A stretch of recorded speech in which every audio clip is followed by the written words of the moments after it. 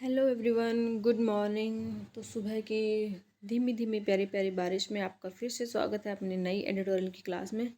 हमारे यहाँ तो सुबह से ही बारिश हो रही है। लाइट कभी आ रही है कभी जा रही है, ऐसे ही चला हुआ है। आपके यहाँ पे मौसम कैसा है मुझे कमेंट करके बताइएगा।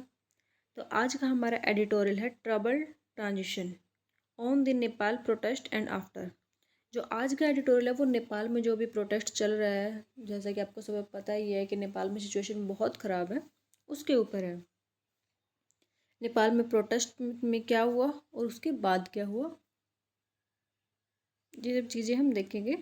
इसमें ट्रबल ट्रांजिशन हो गया, ट्रबल हुआ फिर उसमें ट्रांजिशन हो गया। तो इसमें आज हम एडिटोरियल का वर्ड मीनिंग, पूरा एडिटोरियल और देन एडिटोरियल की समरी रीड करेंगे, जैसा कि हम हर क्लास में करते हैं। तो चलिए बिना देरी के हम शुरुआत करते हैं क्लास की। सबसे पहले आता है वर्ड मीनिंग। वर्ड मीनिंग है एग्जिजेंट। पहला वर्ड मीनिंग है एग्जिजेंट। एग्जिजेंट का मतलब होता है प्रेसिंग, डिमांडिंग। एग्जिजेंट का मतलब होता है कि दबाव बनाना, कुछ मांगे मांगना। जैसे उन्होंने जो जेनजी थे उन्होंने नेपाल में क्या किया, एग्जिजेंट किया, मतलब उन्होंने सरकार पे दबाव बनाया, सरकार से डिमांड किया। आगे है एग्रेजियस। एग्रेजियस होता है आउटस्टैंडिंगली बैड, मतलब बहुत बुरी तरीके से। एग्रेजियस क्या होता है, बहुत बुरा, बहुत ही ज़्यादा बुरा। एनार्कोनिस्टिक। एनार्कोनिस्टिक क्या होता है, belonging to a period other than the present. Anachronistic का मतलब होता है कि ऐसे समय से बिलोंग करना जो प्रेजेंट नहीं है, प्रेजेंट के अलावा किसी दूसरे समय से बिलोंग करना।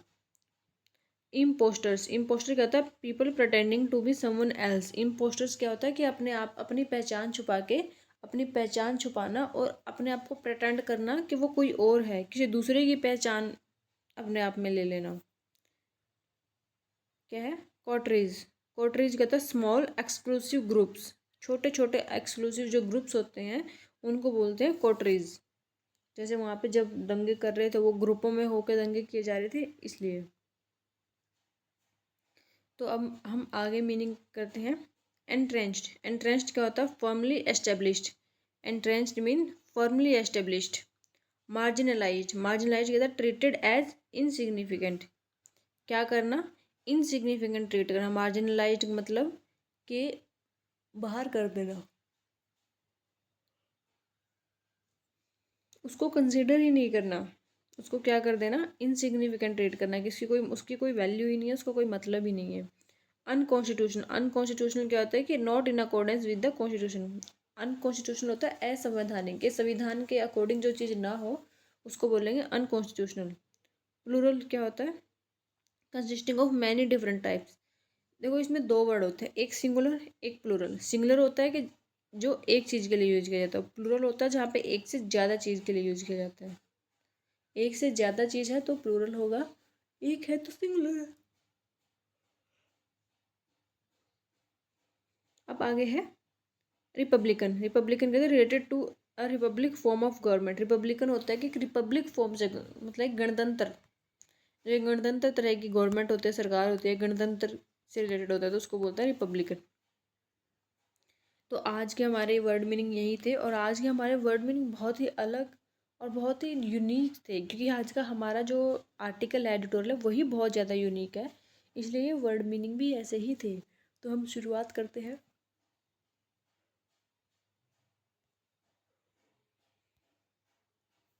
तो चलिए हम एडिटोरियल रीड करते हैं। After violent protest that left 74 डेड्स। एक बहुत ही ज़्यादा खतरनाक प्रोटेस्ट के बाद जिसमें क्या हुआ, 74 लोगों की मृत्यु हो गई। Nepals elected government has fallen. Nepal की जो इलेक्शन से गवर्नमेंट बनी थी वो क्या हो गई, वो गिर गई।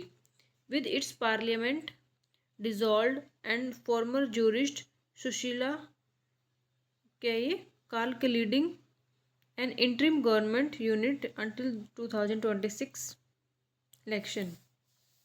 तो सुशीला कार्क थी, वो क्या कर रही है, एक इंटरिम गवर्नमेंट लीड कर रही है जो 2026 के इलेक्शन तक चलेगी। जो पुराने वाली गवर्नमेंट थी, पुराने वाली पार्लियामेंट डिजॉल्व हो गई है, और अब जो वहाँ पे जज थी सुशीला सुशीला कार्क सुशीला कार्किल क्या है, वो उसको लीड कर रही है। While the Genji protesters had legitimate grievances, including poor governance, entrenched corruption, क्या है कि जबकि जो जेनजी थे जो प्रोटेस्ट कर रहे थे उनके जो ग्रीवियंसेस थे, उनकी जो समस्याएं थी वो लेजिटिमेट थी, वो कोई इलॉजिकल नहीं थी। उनकी जो बोलते हैं ना कि हाँ एक सही चीज़ के लिए वो प्रोटेस्ट कर रहे थे, क्योंकि पुअर गवर्नेंस है,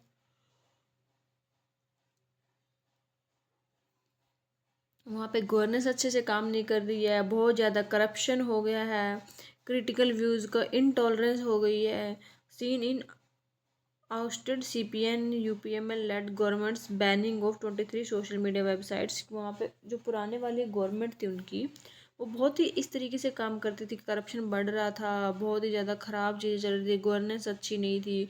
उन्होंने 23 सोशल मीडिया वेबसाइट्स को भी बैन कर दिया था। The transition itself was blatantly unconstitutional. जो ट्रांजिशन थी वो इट्सल्फ खुद ही कहती बहुत बुरी तरह से असंवैधानिक थी। क्या violating article 76 of Nepal's 2015 constitution which permits dissolution only after failed prime minister appointment. क्या वोलेट कर रही है आर्टिकल, जो क्या कर रही है नेपाल के 2015 के कॉन्स्टिट्यूशन की आर्टिकल 76 को वोलेट कर रही थी। और ये क्या परमिशन देता है कि डिसोल्यूशन होगा सिर्फ जो प्राइम मिनिस्टर की अपॉइंटमेंट फेल हो जाती है तो ही जाके सरकार का डिसोल्यूशन होगा। Yet considering the exigent circumstances there is little purchase for judicial. अगर हम यहाँ की सिचुएशन को देखें, जुडिशियल के लिए बहुत ही कम परचेज किया जाता है। Review of the steps taken last week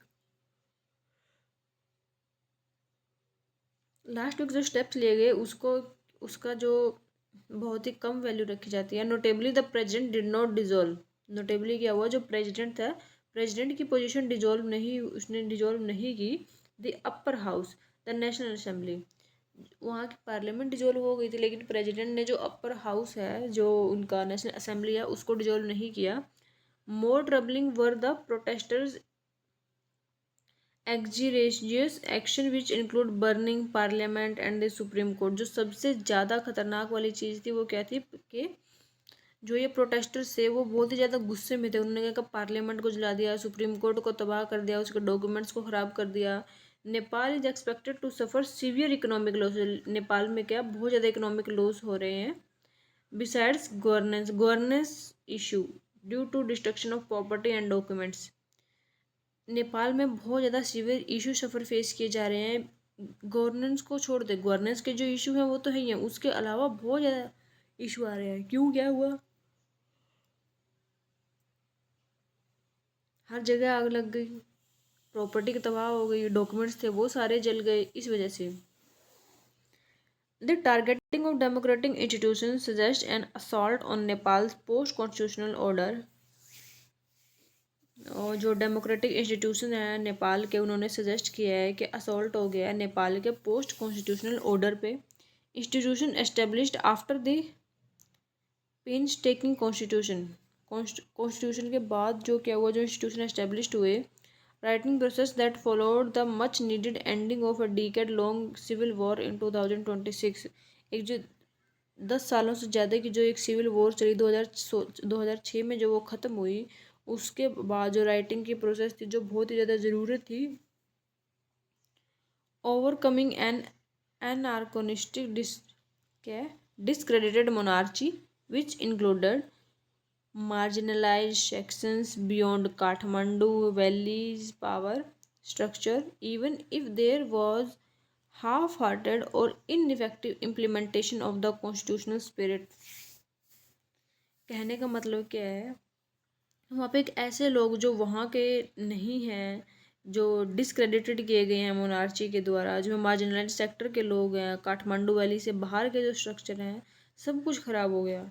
even if there was half hearted और ineffective implementation of constitution. जो कॉन्स्टिट्यूशन था वहाँ उसको भी क्या है, मतलब आधे दिल से उसको क्या किया गया था, इम्प्लीमेंट किया गया था, इनइफेक्टिव था, उसको इम्प्लीमेंट ही नहीं किया गया ढंग से। 10 साल से ज़्यादा हो गए थे। जो 2006 में जो सिविल वॉर ख़त्म हुआ, उसके बाद 2015 में कॉन्स्टिट्यूशन बनाया गया, लेकिन उसको फिर भी आधे दिल से लागू किया गया, उसको ढंग से लागू ही नहीं किया गया।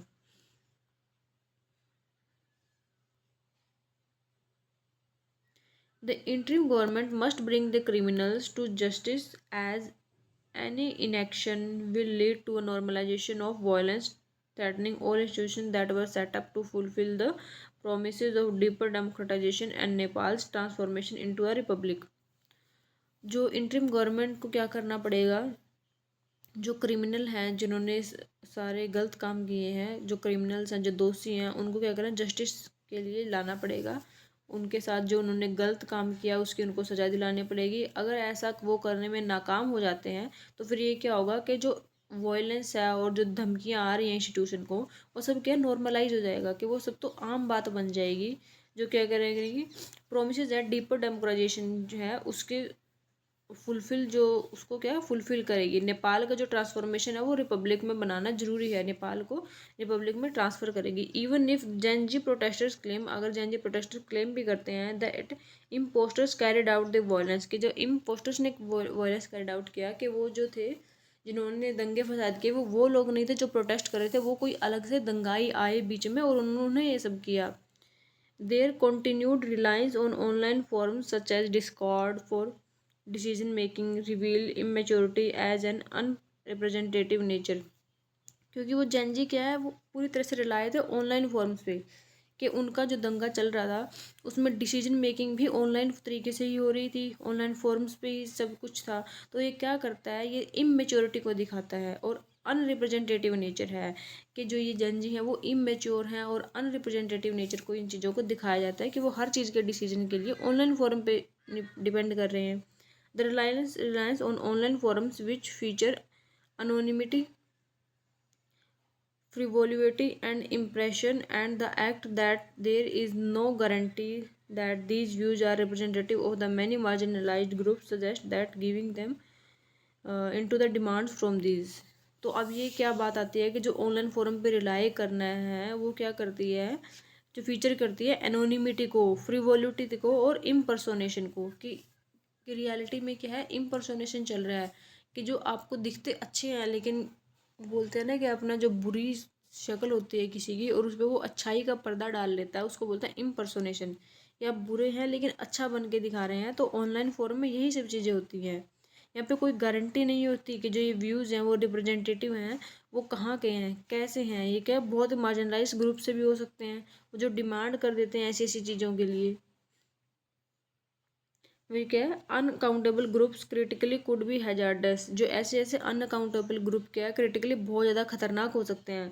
The failure of main stream leader, जो मेन स्ट्रीम लीडर्स थे, द के पी शर्मा, ओली, शेर बहादुर, दोबा, पुष्पा, कमल दहल, ये सब गए फेल हो गए, और इनके जो कोटरीज थी उनको कैन नॉट जस्टिफाई क्या डिसक्रेडिटिंग डेमोक्रेसी और the polity itself as some protesters have made it out to be, echoing anti social and destructive pro monarchist elements.